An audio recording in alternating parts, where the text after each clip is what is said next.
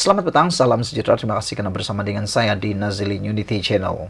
Saudara-saudara sekalian, setelah beberapa tahun Malaysia merdeka, selepas beberapa kali Tun Mahathir Mohamad menjadi Perdana Menteri, selepas menjadi 22 tahun campur 22 bulan menjadi Perdana Menteri, akhirnya satu perkara yang benar-benar menakutkan Mahathir Mohamad diumumkan hari ini. Tak sangka langsung, ini rupa-rupanya rahsia sepanjang beliau menjadi Perdana Menteri, dan mungkin ini adalah satu perkara yang amat mengejutkan anda semua.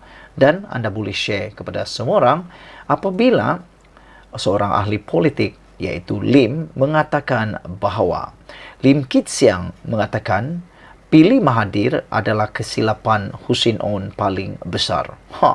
Sampai begitu sekali dakwaan Lim Kit Siang terhadap Mahathir Mohamad. Namun, untuk mengikuti sebab mengapa Mahathir Mohamad adalah pilihan silap paling besar Hussein On, ikuti terus pembacaan dan ulasan ini.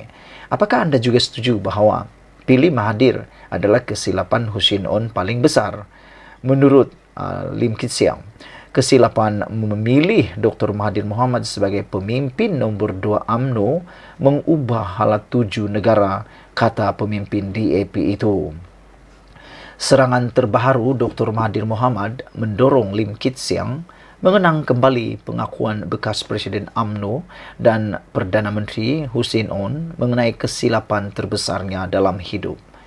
Kesilapan penilaian ini yang mengubah halat 7 negara, menurut veteran DAP itu, telah meletakkan Dr. Mahathir di landasan kekuasaan.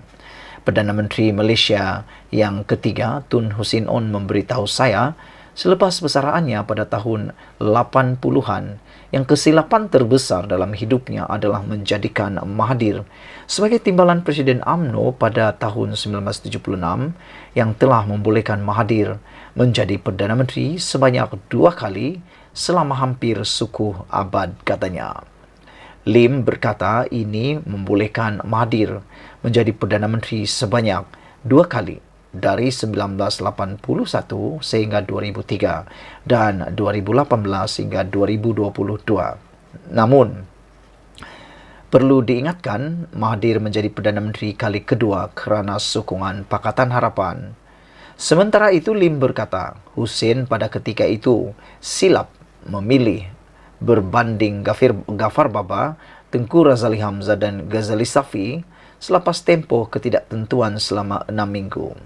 Lim membangkitkan hal ini apabila Mahathir mendakwa mempromosikan Malaysia yang majmuk, melanggar Perlembagaan Persekutuan dan memomokkan DAP sebagai ancaman terhadap negara Melayu dan Islam. Lim juga mengulas dakwaan bekas Perdana Menteri itu bahawa DAP dengan 40 ahli parlimen mempunyai pengaruh kuat ke atas Perdana Menteri Anwar Ibrahim untuk menjadikan Malaysia sebagai sebuah negara sekular. Mahathir amat salah sama sekali. Adakah DAP yang ada 42 orang ahli parlimen selepas pilihan raya umum 2018, angka yang lebih besar berbanding dengan sekarang, mengugut Mahathir selama 22 bulan dia mengetuai Kerajaan Pakatan Harapan untuk menggantikan Islam sebagai agama rasmi negara? Semasa Mahathir bercakap di Perhimpunan Agung Pertubuhan Bangsa-Bangsa Bersatu pada bulan September 2018 dan berjanji untuk meratifikasikan perjanjian-perjanjian antarabangsa, termasuklah Konvensyen Antarabangsa untuk penghapusan segala bentuk diskriminasi perkauman AISRAD, DAP tidak tahu menahu apa-apa mengenai cadangan ini, walaupun DAP kemudiannya dijadikan sasaran untuk dipersalahkan dan dituduh sebagai kononnya anti-Melayu, anti-Islam dan anti-Raja, tampaknya pada satu kenyataan. Lim juga mengkritik Mahathir kerana seolah-olah jahil mengenai perlembagaan walaupun menjadi Perdana Menteri sebanyak 2 kali selama hampir suku abad. Perkara 3 dalam kurungan 1 menyatakan, Islam ialah agama bagi persekutuan, tetapi agama-agama lain boleh diamalkan dengan aman dan damai di mana-mana bahagian persekutuan. Tidak ada apa-apa peruntukan untuk apa-apa agama rasmi dalam perlembagaan Malaysia. Tetapi persefahaman dan toleransi golongan bukan Islam di Malaysia terhadap Islam di Malaysia adalah dalam bentuk di mana semua rakyat Malaysia sama ada Buddha, Hindu, Kristian, Sikh atau Tua tidak mempunyai bantahan untuk Islam menjadi agama rasmi di Malaysia. Perkara yang sama juga terpakai kepada DAP, katanya lagi. Lim berkata dia gagal memahami bagaimana Mahathir boleh membuat kesilapan bahawa mempromosikan Malaysia sebagai negara berbilang kaum itu bertentangan dengan perlembagaan. Adakah Mahathir mengatakan yang wawasan 2020 dengan 9 cabaran strategiknya juga bertentangan dengan perlembagaan? 3 Perdana Menteri terawal negara, Tunku Abdul Rahman, Razak Husin dan Husin On, berpegang dengan idea negara majmuk.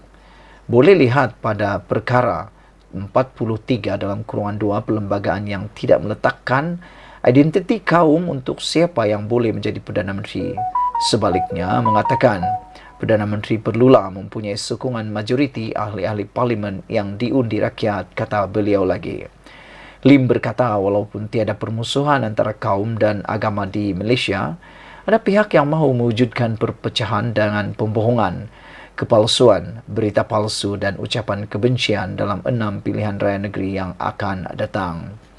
Menjadi satu tragedi apabila dalam kalangan pihak ini ada seseorang individu yang pernah menjadi Perdana Menteri sebanyak 2 kali selama hampir suku abad yang telah mencipta rekod dunia dengan kehilangan deposit paling pilihan rayanya tambahnya.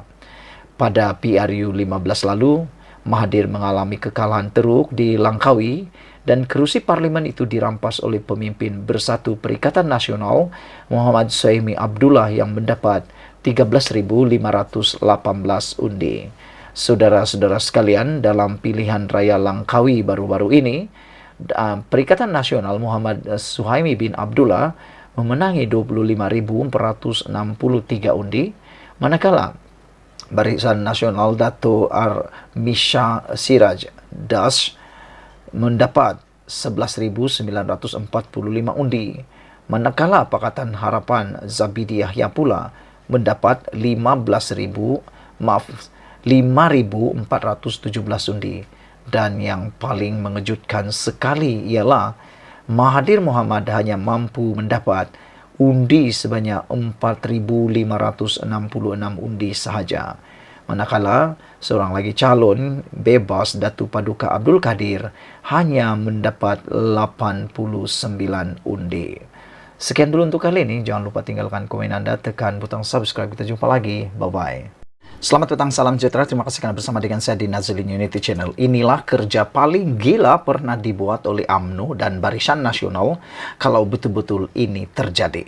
Apa ulasan kali ini? Jangan lupa tinggalkan komen anda, tekan butang subscribe untuk mendapatkan isu-isu terkini dari channel ini. Saudara-saudara sekalian, anda pasti mengenal Luqman Adam yang kadang-kadang macam jadi juru cakap UMNO, macam jadi juru cakap Barisan Nasional pula. Kali ini, Luqman Adam tanpa segan silu mengatakan bahawa UMNO sedia tarik sokongan terhadap kerajaan perpaduan. Yang menjadi persoalan saya ialah apa yang dia kata ini dah mendapat restu daripada Zahid ke atau tidak? Atau ini hanya pendapat peribadi beliau? Kerana kalau benar UMNO sedia tarik sokongan terhadap kerajaan perpaduan, pada pendapat saya ini memang kerja gila. Ini memang kerja yang merugikan untuk UMNO. Kerana anda harus tahu, kita harus tahu dan anda sedar bahawa UMNO sekarang ini dalam proses untuk berdiri selepas cedera teruk dalam PRU 14 dan PRU 15. Maka dengan itu, UMNO perlukan tongkat untuk berdiri semula. Itu pelambangan daripada saya. Jadi dengan itu sebabnya saya selama ini menyokong tindakan Zahid Hamidi untuk menjadi sebahagian daripada kerajaan perpaduan pimpinan Anwar Ibrahim, kerana kita tahu UMNO sebelum ini telah cedera parah dalam PRU 14 dan PRU 15. Mereka boleh dikatakan patah kaki. Untuk itu mereka perlu satu tempat untuk berpaut, satu tempat untuk bernaung, satu tempat untuk mereka berdiri semula. Sekarang ini saya tidak dapat menafikan bahwa UMNO dalam proses pemulihan untuk memulihkan kecederaan parah akibat PRU 15 dan 14. Dan saya nampak UMNO dan Barisan Nasional sekarang sedang dalam pemulihan yang amat baik, dalam track atau dalam kata lain on track. Namun tindakan Lokman Adam mengeluarkan kenyataan UMNO sedia tarik sokongan terhadap kerajaan perpaduan cukup mengejutkan saya. Namun demikian, apakah sebabnya Lokman Adam mengatakan UMNO sedia tarik sokongan terhadap kerajaan perpaduan ini? Benarkah Zahid Hamidi sedia tiba-tiba untuk tarik sokongan? Kerana untuk anda ketahui, kalau UMNO Barisan Nasional tarik sokongan daripada kerajaan perpaduan ini tidak akan runtuh juga kerana masih mempunyai bilangan sokongan yang mencukupi untuk meneruskan kerajaan yang ada pada waktu ini. Kalau UMNO saja yang keluar, kalau Barisan Nasional saja yang keluar, kerajaan ini tetap akan berterus dan kerajaan perpaduan tidak akan goyah. Jadi, kemana Barisan Nasional? Bergabung dengan Perikatan Nasional pun tidak akan dapat membentuk kerajaan. Dan itu sebabnya saya kata itu satu kerja yang gila, kerja merugikan kerana mereka tidak dapat untung apa-apa. Menurut Lokman Adam Shah Alam, UMNO bersedia untuk menarik sokongan terhadap kerajaan perpaduan sekiranya terdapat pihak yang berani mencabar kedudukan Islam sebagai agama rasmi, keistimewaan Raja-Raja Melayu serta kedudukan istimewa orang Melayu di negara ini. Ahli Majlis Kerja Tertinggi MKT UMNO, Datuk Lokman Nur Adam berkata, tidak mustahil perkara itu boleh berlaku dalam kerajaan perpaduan. Kerana sebelum ini, UMNO pernah menarik sokongan terhadap bekas Perdana Menteri Tan Sri Muhyiddin Yassin. Saya ingin memberikan satu kata-kata hikmat untuk Lokman Adam. Lokman Adam harus ingat, jangan sampai Barisan Nasional UMNO dicop sebagai pakar tarik sokongan. Kerana apabila mereka dicop sebagai pakar tarik sokongan, maka akhirnya nanti mereka juga yang akan kerugian kerana tiada siapa lagi yang akan mempercayai mereka dan tiada siapa lagi yang akan menjadikan mereka sebagai rakan sekutu atau komponen di dalam mana-mana gabungan. Akhirnya nanti Barisan Nasional UMNO akan bergerak sendirian yang telah pun merugikan mereka. Ini terbukti apabila mana-mana parti politik pada waktu ini bergerak solo tidak akan membawa apa-apa keuntungan. Contohnya, Parti Pejuang. Walaupun mereka masuk dalam GTA, mereka kalah teruk. Itulah sebabnya kalau UMNO bergerak sendiri, mereka tidak akan mampu untuk bangkit semula. Katanya, selagi Barisan Nasional BN berada dalam kerajaan perpaduan, perkara-perkara tersebut akan dijaga. Tun Dr. Mahathir, Tan Sri Abdul Hadi Awang dan Muhyiddin tidak boleh kawal DAP. Tapi yakinlah dengan BN, kita boleh kawal gerakan dari sebuah parti yang ekstrim pada suatu ketika dahulu. Jadi, saya minta kepada rakan-rakan yang takut DAP kuasai kita, setakat ini, alhamdulillah, selagi BN berada dalam kerajaan, kami akan pastikan ia tidak akan berlaku, kata beliau. Lagipun mereka sudah beri jaminan akur dengan perlembagaan. Beliau berkata demikian ketika menjadi panelis pada wacana Siri, Sinar Siri 404 bertajuk Adakah Bom Jengka kedua yang disiarkan secara langsung di semua platform Sinar Harian pada Selasa. Turut menjadi panel ialah Naib Pengerusi PKR Perak Muhammad Arafat Varisai Muhammad, Ahli Dewan Tertinggi Mufakat Nasional MN Datuk Tun Faisal Ismail Aziz serta Ahli Jawatan Kuasa Penerangan Parti Pribumi Bersatu Malaysia Bersatu Badrul Hisham atau dikenali sebagai Cikgu Gad. Mereka ini adalah Anwar Musa, Tun Faisal dan juga bekas Perdana Menteri Ismail Sabri yang berkomplot melengah-lengahkan pilihan raya kada ketiga itu. Kita sudah menang di Johor dan Melaka, selain pembangkang juga berada dalam keadaan kucar-kacir. Sepatutnya terus buat pilihan raya. Saya yakin BN akan menang dan mampu membentuk kerajaan secara persendirian, ujar Lokman Adam lagi. Saudara-saudara sekalian, ini satu perkara apabila Lokman Adam menyatakan beliau turut mendedahkan kegagalan UMNO pada pilihan raya umum PRU 15 disebabkan sabotaj daripada orang dalam. Jadi akhirnya Lokman Adam membawa pendedahan punca kegagalan UMNO dalam pilihan raya yang beliau kata disebabkan sabotaj orang dalam. Inilah sikap yang pada pendapat saya perlu dihakis oleh Lokman Adam. Berhenti menyalahkan orang lain atas kekalahan. Belajarlah untuk muhasabah diri dan memperbaiki diri. Karena sampai bila mau salahkan orang, tidak ada satu perkara pun yang boleh diperbaiki kalau asyik-asyik nak menyalahkan orang. Jadi saudara-saudara sekalian, itu sebabnya Lokman Adam mengatakan UMNO sedia tarik sukan terhadap kerajaan perpaduan kerana Lokman kata jika ada pihak berani mencabar kedudukan Islam dan agama sebagai agama rasmi dan keistimewaan Raja-Raja Melayu serta kedudukan istimewa orang Melayu, maka mereka tidak teragak-agak untuk menarik sokongan terhadap kerajaan perpaduan. Lokman Adam harus tahu yang cuba-cuba untuk mengaitkan perkara-perkara seperti ini bukanlah DAP tetapi mungkin ada orang lain. Apa pendapat anda semua? Sila tinggalkan komen anda, tekan butang subscribe. Malaysia kita punya, kita jaga sama-sama, cintai Malaysiaku. Kita jumpa lagi, bye-bye. Hore, hore, hore, hore. Kita akhirnya menemui jawapan yang kita tunggu-tunggu. Kita tunggu-tunggu jawapan ini daripada Anwar Ibrahim. Kita memang suka apabila Anwar Ibrahim menjawab, menemplak apa yang didakwa oleh Mahathir Mohamad. Kita tunggu-tunggu, memang kita tunggu-tunggu dari kemarin sampailah pagi ini, sampailah ke petang ini, kita tunggu jawapan Anwar Ibrahim tentang dakwaan Mahathir. Kononnya Anwar Ibrahim ini seakan-akan boneka kepada DAP. Akhirnya yang kita tunggu-tunggu, Anwar Ibrahim nyatakan, jari Anwar Ibrahim macam ni gambar tu, saya bukan boneka sesiapa. Ini kita tunggu-tunggu, jawapan tuntas, jawapan berani, jawapan tak tangguh-tangguh, jawapan yang memalukan Mahathir semula.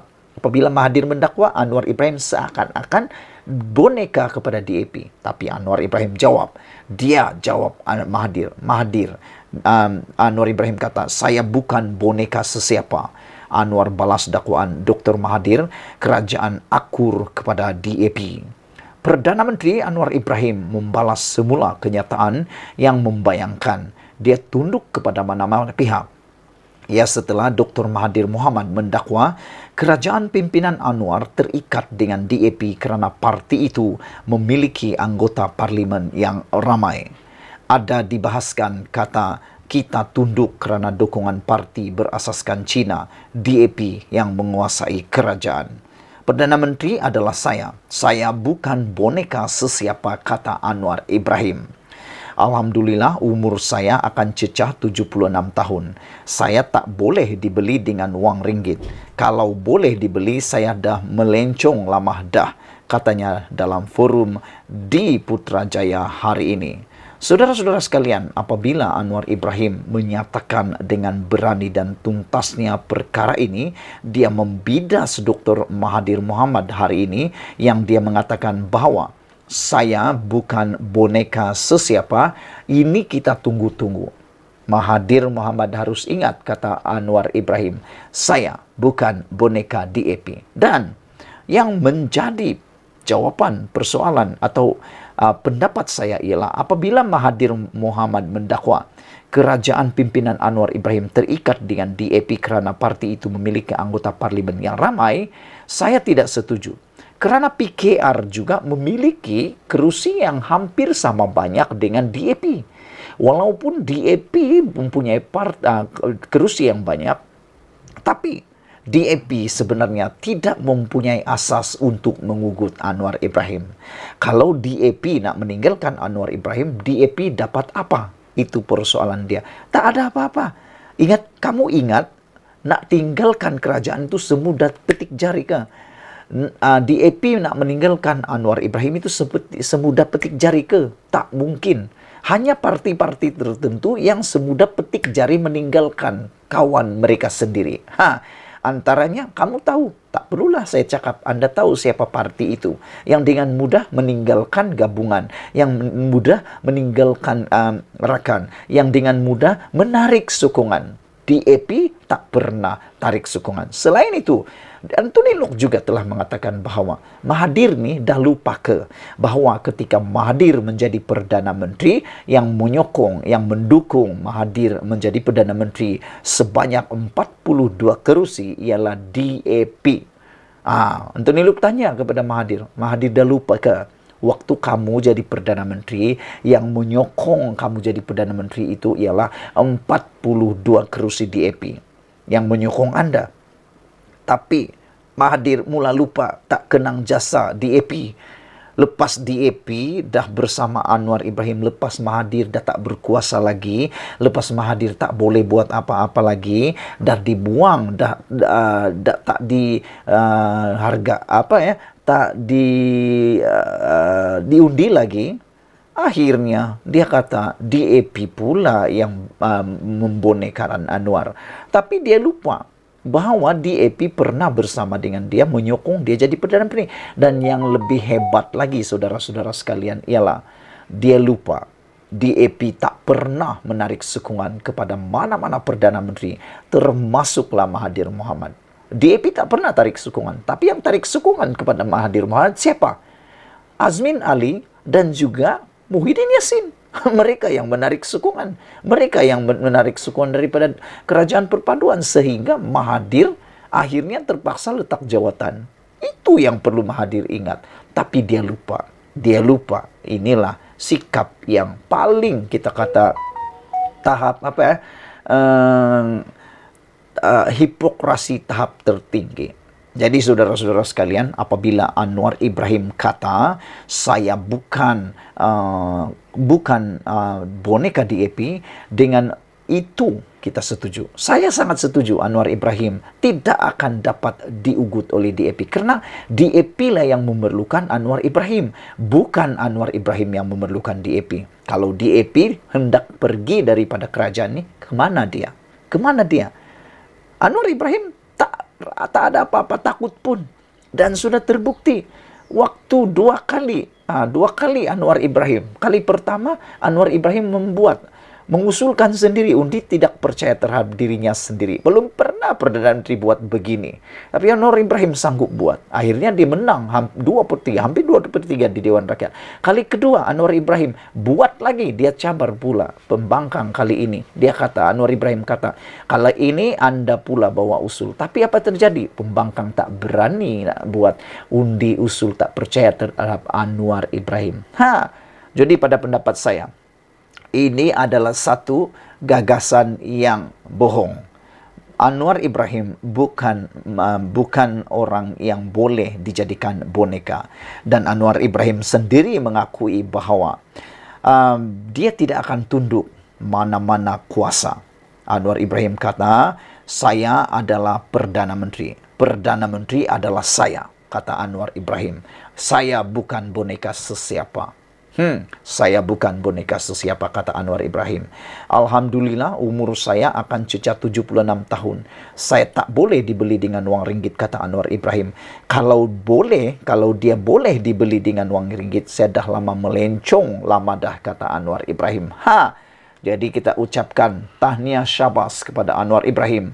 Dengan kenyataan ini, Anwar Ibrahim menang besar, kalahkan Mahathir sekali lagi. Sila share video ini supaya dapat menjawab apa yang dihantarkan, pembohongan-pembohongan yang dihantarkan di media sosial mengatakan Anwar Ibrahim ialah boneka kepada orang ini dan itulah. Tidak. Anwar Ibrahim ialah Perdana Menteri kita, dan beliau kata dia bukan boleh dijual beli, dan dia adalah Perdana Menteri dan dia bukan boneka kepada sesiapa. Harap ini dapat pengajaran kepada semua orang. Sekian dulu untuk kali ini. Jangan lupa tinggalkan komen Anda, tekan butang subscribe. Malaysia kita punya, kita jaga sama-sama cintai Malaysia. Kita jumpa lagi. Bye-bye.